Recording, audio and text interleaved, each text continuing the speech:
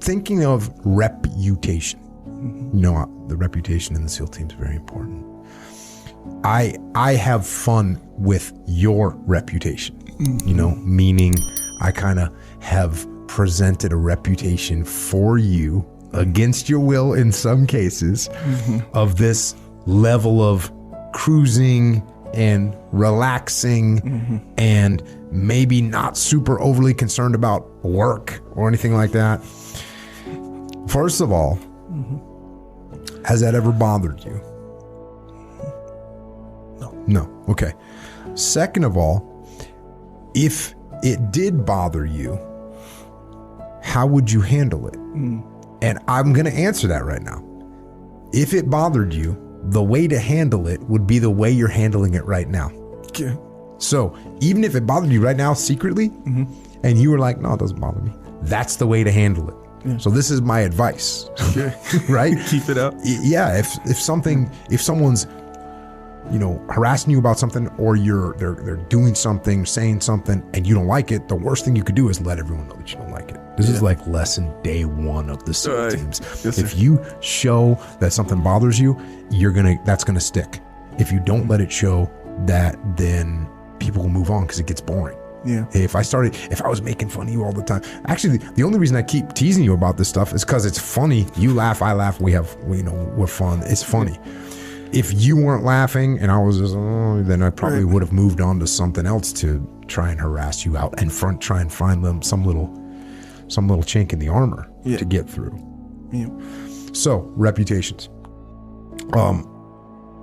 If someone is in a situation where their reputation isn't what they want it to be, how do you course correct that?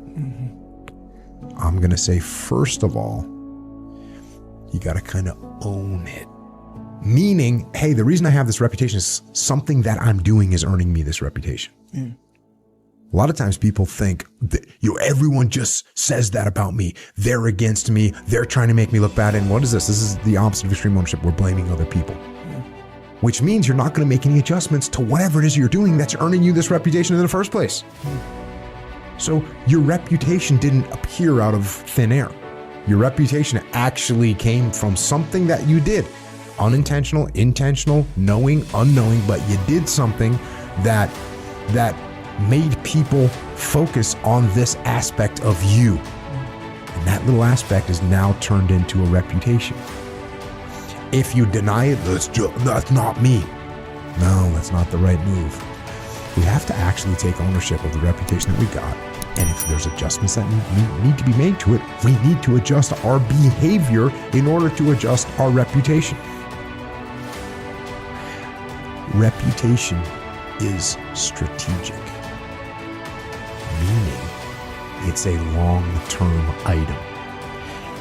You can do things tactically that can help your reputation, that can hurt your reputation, but over time, you have to maintain the long game on reputation.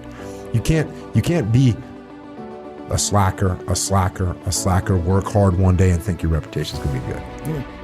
You can't be angry, temper, emotional, and then one day try and act calm and you think your reputation's good. It doesn't work like that.